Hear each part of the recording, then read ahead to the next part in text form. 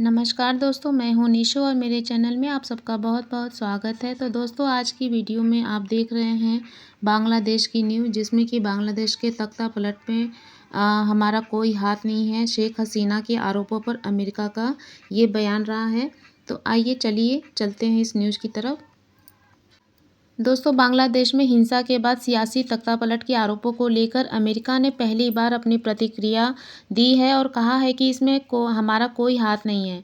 बता दें कि शेख हसीना ने कहा था कि इसमें अमेरिका का ही हाथ हो सकता है और अमेरिका में ने बांग्लादेश में तख्तापलट और सियासी उठापटक में खुद पर लगे आरोपों को सिरे से खारिज कर दिया है और कहा है कि इसमें हमारा कोई हाथ नहीं है।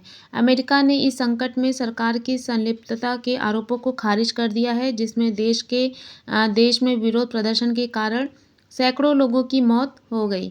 सभी रिपोर्टों और अफवाहों का खंडन करते हुए व्हाइट हाउस की प्रेस सचिव कैरिन जीन पियरे ने सोमवार को एक मीडिया ब्रीफिंग में कहा, हम इसमें हमारी कोई भी भागीदारी नहीं है। कोई भी बात या ऐसी रिपोर्ट बस अफवाह है कि संयुक्त राज्य सरकार इन सब में शामिल था। इस घटनाओं में यह बिल्कुल झूठ है। जीन पियरे ने आगे कहा कि बांग्लादेशी लोगों को बांग्लादेशी सरकार का भविष्य तय करना चाहिए। यह उनके लिए और उनकी ओर से एक विकल्प है। कोई भी ऐसा आरोप निश्चित रूप से गलत है और बिल्कुल झूठ है कि इस तरह की घटना में अमेरिका का हाथ है। अमेरिका रख रहा है नज़र, कहा पियरे ने बोला है कि इस बीच बांग्लादेश में हिंदुओं पर हाल ही में हुए हमलों के खिलाफ व्हाइट हाउस के बाहर विरोध प्रदर्शन पर बोलते हुए व्हाइट हाउस के प्रेस सचिव जीन पियरे ने कहा कि अमेरिका स्थिति की निगरानी जारी रखेगा। मेरे पास इससे आगे कहने या जोड़ने के लिए और कुछ नहीं है। जब यहाँ किसी भी प्रकार के मानवाधिकार के मुद्दे की बात आती है तो हमारे राष्ट्रपति सार्वजनिक और निजी तौर पर स्पष्ट रूप से बोलने में बहुत सुसंगत रहते हैं और वह ऐसा करना जारी रखेंगे। कुगेलमैन ने भी किया था आरोपों को खारिज। हाल ही में एएनआई के साथ एक साक्षात्कार में अमेरिका स्थित विदेश नीति विशेषज्ञ और विल्सन सेंटर में दक्षिण एशिया संस्थान के निदेशक माइकल कुगेलमैन ने बड़े पैमाने पर विद्रोह के पीछे विदेशी हस्तक्षेप के आरोपों का खंडन किया, जिसके कारण शेख हसीना को सत्ता से बाहर होना पड़ा। उन्होंने साफ कहा था कि इन दावों का समर्थन करने के लिए किसी तरह का कोई सबूत नहीं मिला है।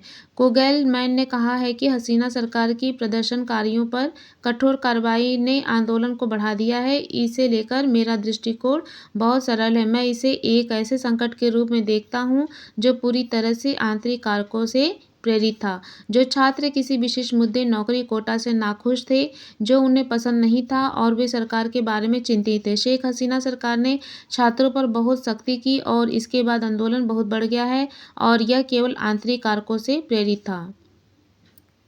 इसके साथ ही दोस्तों, यह भी न्यूज आई है कि बांग्लादेश में अंतरिम सरकार का कार्यकाल बढ़ाया जा सकता है। बीएनपी नेता ने दिया संकेत। मिर्जा इस्लाम आलमगीर ने कहा है कि हम भ्रष्टाचार को मिटाने की कोशिश करेंगे, जो मुख्य कारणों में से एक है। हम लोकतंत्र और लोकतांत्रिक मूल्यों को सही और शुद्ध रूप से बहाल करेंगे। अभिव्यक्ति की स्वतंत्रता होगी और लोग किसी भी राजनीतिक पार्टी या राजनीतिक रैलियों में शामिल होने के लिए स्वतंत्र होंगे। दोस्तों, Bangladesh nationalist party means BNP के महासचिव मिर्जा इस्लाम आलमगीर का कहना था कि हमारे संविधान में प्रावधान है कि उन्हें 90 दिन दिए जाने चाहिए और लेकिन विशेष परिस्थितियों में अगर उन्हें इसकी ज़रूरत है तो उसे बढ़ाया जा सकता है। हमने हमेशा स्पष्ट रूप से कहा है कि हमारा विजन क्या है। हमने कहा है कि हमने इसे 2030 का विजन दिया है। हमने कहा है कि निश्चित रूप से देश में सुधार होंगे, मुख्य रूप से न्यायिक सुधार, संवैधानिक सुधार और प्रशासनिक सुधार किए जाएंगे और इसके साथ ही भ्रष्टाचार को मिटाने की कोशिश करेंगे। मिर्जा इस्लाम आलमगीर ने कहा है कि हम भ्रष्टाचार को मिटाने की पूरी कोशिश करेंगे, जो मुख्य कारणों में से एक है। हम लोकतंत्र और लोकतांत्रिक मूल्यों को सही और शुद्ध रूप से बहाल करेंगे। अभिव्यक्ति की स्वतंत्रता होगी और लोगों की किसी भी राजनीतिक पार्टी और राजनीतिक रैलियों में शामिल हो सकते हैं।